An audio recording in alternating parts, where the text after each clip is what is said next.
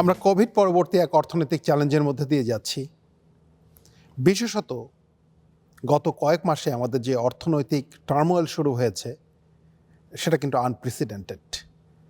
আমরা দেখেছি last few মান্থসে যেভাবে ইন্টারেস্ট রেট হাইক হয়েছে, দ্রব্যমূল্যে যেরকম ঊর্ধ্বগতি, এছাড়াও যে সমস্ত ইনফ্লেশনের ব্যাপারে আমরা জানতে পাচ্ছি, এটা একটা ভয়াবহ রূপ ধারণ করেছে।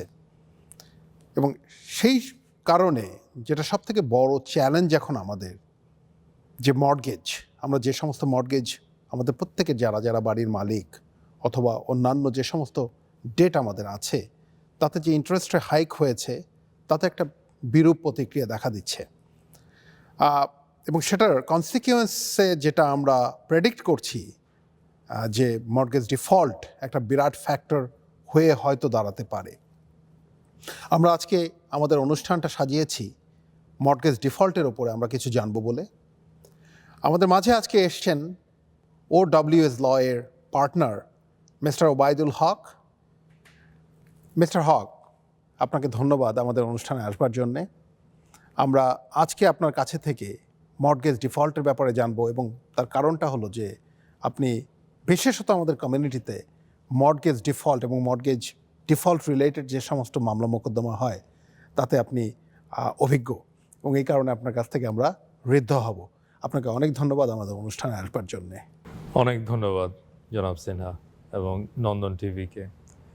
আমি মর্টগেজ প্র্যাকটিস আমার প্র্যাকটিসের একটা ছোট্ট অংশ, কিন্তু এটা এমন একটা অংশ যেখানে আমার প্র্যাকটিস করতে খুবই ভালো লাগে, কারণ আমার যারা আমার কাছে আসে তাদেরকে সাহায্য করবার জন্য একটা সরাসরি পথ খুঁজে পাই। ধন্যবাদ। এই মর্টগেজ নেবার সময় অ্যাকচুয়ালি কী প্রিকশন নেওয়া উচিত, বা মর্টগেজ এগ্রিমেন্ট রিভিউ করার ব্যাপারে আপনার অভিমত কী? অনেক ধন্যবাদ। সাধারণ মানুষ হিসেবে আমরা সারা জীবনের মধ্যে যে সমস্ত কেনার সিদ্ধান্ত নিয়ে থাকি, এর মধ্যে সবথেকে গুরুত্বপূর্ণ এবং বড় সিদ্ধান্তটা একটা বাড়ি কেনা অথবা একটা কমার্শিয়াল একটা প্রপার্টি কেনা ব্যবসা বাণিজ্যের জন্য। মর্টগেজ ডকুমেন্টের মধ্যে আসলে কি আছে? এটা ঠিক যে প্রথমে আমরা যেটা দেখি সেটা হচ্ছে একটা কমিটমেন্ট লেটার, হয়তো 2 পৃষ্ঠার, হয়তো 4 পৃষ্ঠার। এবং মর্টগেজটা যখন রেজিস্ট্রেশন করা হয়, আবার যখন আমি পারচেজার, আমি মর্টগেজটা নিয়েছি, যেদিন ক্লোজিং বা তার 2-1 দিন আগে আমার রিয়েল এস্টেট সলিসিটরের কাছে ব্যাংক ইনস্ট্রাকশন পাঠিয়েছে এবং তারা ডকুমেন্ট প্রিপেয়ার করে আমাকে সাইন করতে বললো। তো সেখানে আবার ওই মর্টগেজ ডকুমেন্টটা দেখা যায় আরও কিছু স্ট্যান্ডার্ড চার্জ টার্ম ওখানে যোগ হয়ে যায়, যেগুলো আমরা কিন্তু প্রত্যেকেই আবার, যদিও রিভিউ হয়তো প্র্যাকটিক্যালি করা হয়ে ওঠে না, কিন্তু আমরা আসলে এগুলো সবই সাইন করি। তো এই যে কমিটমেন্ট লেটার থেকে শুরু করে এবং তারপরে মর্টগেজ ডকুমেন্ট যেটা দিয়েছে ব্যাংকে, অনেক সময় আমরা বলি ব্যাংকের ইনস্ট্রাকশন এসছে, এবং ফাইনালি যে চার্জ ডকুমেন্টগুলো আছে, এগুলো অত্যন্ত গুরুত্বপূর্ণ কাগজপত্র। আমি মনে করি আপনার মর্টগেজ ব্রোকারের সাথে, রিয়েল এস্টেট এজেন্টের সাথে এবং আপনার রিয়েল এস্টেট লয়ার যিনি আপনাকে সাহায্য করছেন তার সাথে ডকুমেন্টগুলো রিভিউ করা উচিত। স্পেসিফিকলি জনাব সিনহা, এই ডকুমেন্টগুলোর মধ্যে বেশ কয়েকটা প্রভিশন আছে যেগুলো একেবারে রিভিউ না করলেই নয়। এর মধ্যে প্রথমে মাথায় আসে যে মর্টগেজটার টার্ম কী, মর্টগেজটার কস্ট অফ বরোয়িংটা কী। পার্টিকুলারলি যদি আপনি প্রাইভেট ল্যান্ডিংয়ের মধ্যে আছেন, অর্থাৎ আপনি প্রাইভেটলি ফান্ড বরো করছেন, সেক্ষেত্রে কস্ট অফ বরোয়িং অত্যন্ত গুরুত্বপূর্ণ একটা বিষয়, যেহেতু ওইখানে অনেকগুলো টাকা আপনি খুব সম্ভবত মর্টগেজিকে দিতে যাচ্ছেন। আচ্ছা, কিন্তু ফার্স্ট মর্টগেজের ক্ষেত্রেও, ইনস্টিটিউশনাল মর্টগেজের ক্ষেত্রেও এটা অত্যন্ত গুরুত্বপূর্ণ। ম্যাচিউরিটি কখন হচ্ছে, ইন্টারেস্ট রেট কী, ইন্টারেস্টটা কীভাবে ক্যালকুলেট করা হবে। ম্যাচিউরিটিতে যদি আমি লেটস সে টাকাটা না দিতে না পারি, লেটস সে আমি সিদ্ধান্ত নিলাম যে আমি এটাকে রিনিউ করব, রিনিউয়ালের টার্ম কী, এবং যেখানে বলা হচ্ছে যে রিনিউয়ালটা অটোমেটিক, আরও গুরুত্বপূর্ণ খেয়াল করে দেখা যে অটোমেটিক রিনিউয়ালের টার্মটা আসলে কী, এবং যদি ডিফল্ট হয় ডিফল্টের ডেফিনেশন কী, এবং এটার জন্যে ডিফল্ট থেকে কি কি ধরনের ফাইন্যান্সিয়াল পেনাল্টি আমার উপরে এসে পড়বে। এগুলো আমার কাছে মনে হয় আমি কতটা জরুরি এগুলো খেয়াল করে দেখা, এটা আমি বোধহয় যথেষ্ট জোর দিয়ে বলতে পারবো না, বাট অবশ্যই সময় নিয়ে এগুলো সব রিভিউ করে দেখা দরকার। কমার্শিয়াল মর্টগেজের ক্ষেত্রেটা প্রায় উঠে আসে, সেটা হচ্ছে যদি আপনি মর্টগেজটাকে প্রিপে করতে যান, মানে ধরুন আপনার অ্যাকচুয়াল টার্মটা হচ্ছে 5 বছরের একটা মর্টগেজ, আপনি চাইছেন এটাকে 3 বছরের মাথায় টাকাটা দিয়ে দিতে। এখন এটা খুবই অদ্ভুত একটা বিষয়। আমার নিজেরও অনেকদিন ধরেই উকিল হওয়ার সূত্রে আমি হয়তো এটা জেনেছি, কিন্তু আমার ধারণা ছিল এক সময় যে মর্টগেজিকে যদি টাকাটা আমি আগে ভাগে দিয়ে দিতে চাই, তার কি বলার থাকতে পারে, সে তো বোধহয় খুশি হয়ে Right, আমার কাছ টাকাটা থেকে নিয়ে নিয়ে নেবে। নেবে। মজার বিষয় হলো একটা ক্লোজড মর্টগেজে, এবং ইনফ্যাক্ট আমাদের দেশের আইনও ঠিক সেটাকে সমর্থন করে, যে মর্টগেজরের কোনো অধিকারই নেই মর্টগেজটাকে প্রিপে করবার জন্যে টার্ম পর্যন্ত, এবং প্রত্যেকটা মর্টগেজে আসলে লেখা থাকবে প্রিপেমেন্টের টার্ম কি, পেনাল্টি কি, যদি আপনার সে অধিকার থাকে, এবং টার্মটা অনেক সময় কিন্তু সিগনিফিক্যান্ট জনাব সিনহা। রাইট, ফিক্সড মর্টগেজের, ক্লোজড মর্টগেজের ক্ষেত্রে তো এটা অনেক সিগনিফিক্যান্ট। ভ্যারিয়েবল ক্ষেত্রে হয়তো একটু সুবিধা থাকে আর কি, লিওয়ে থাকে। এখানে একটা জিনিস আমি আমার প্র্যাকটিক্যাল একটা এক্সপেরিয়েন্স শেয়ার করবো আর কি। একটা নয়, অনেক সময় হয়তো আমাদের এটা শুনতে হয় যে আপনি যেটা বললেন যে আমার মর্টগেজ আমি পে করব, তাতে আগে পে করতে গেলে অসুবিধা কোথায়। আসলে আমরা যখন চিন্তা করি, আমরা আমাদের ইন্টারেস্টটা চিন্তা করে হয়তো এই কথাটা বলছি, but at the same time যে ব্যাংক বা লেন্ডার আপনাকে টাকাটা দিচ্ছে, সে কিন্তু এই টাকাটা বিজনেস পারপাসে ইনভেস্ট করেছেন এবং সেট অ্যাসাইড করেছেন যে আপনাকে 5 বছরে এই বিজনেস থেকে তার কত টাকা রিটার্ন আসবে।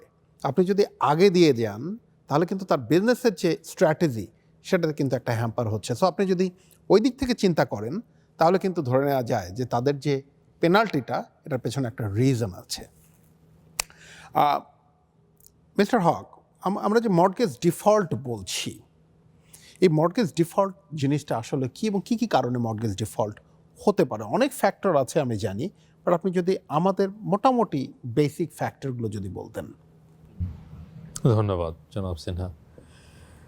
একদম বেশিরভাগ ক্ষেত্রে যেটা হয় সেটা হচ্ছে যে আমাদের হয়তো মান্থলি যে পেমেন্ট অব্লিগেশনটা আছে, সেটা মর্টগেজর মানে যে বাড়ির মালিক যে মর্টগেজটা গ্রান্ট করেছে ব্যাংকের কাছে, বাড়ির মালিক হয়তো এক মাসে তার যে পেমেন্ট অব্লিগেশন ছিল সেটা দিতে পারলো না, ডিফল্টের প্রত্যেক এগ্রিমেন্টে একটা স্পেসিফিক ডেফিনেশন থাকে।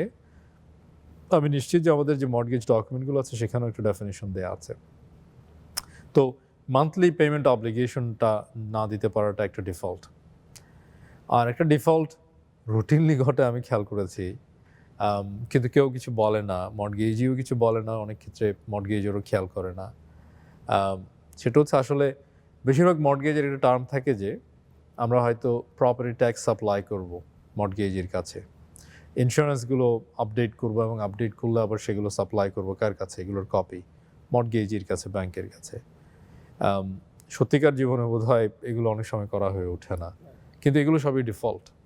এবং ম্যাচিওরিটিতে, ধরুন ম্যাচিওর করলো আমার মর্টগেজটা নভেম্বরের 30 তারিখে, এখন আমার কাছে আসলে টাকাটা আসছে লেটস সে ডিসেম্বরের 7 তারিখে গিয়ে, তো আমি ডিফল্টে পড়ে গেলাম।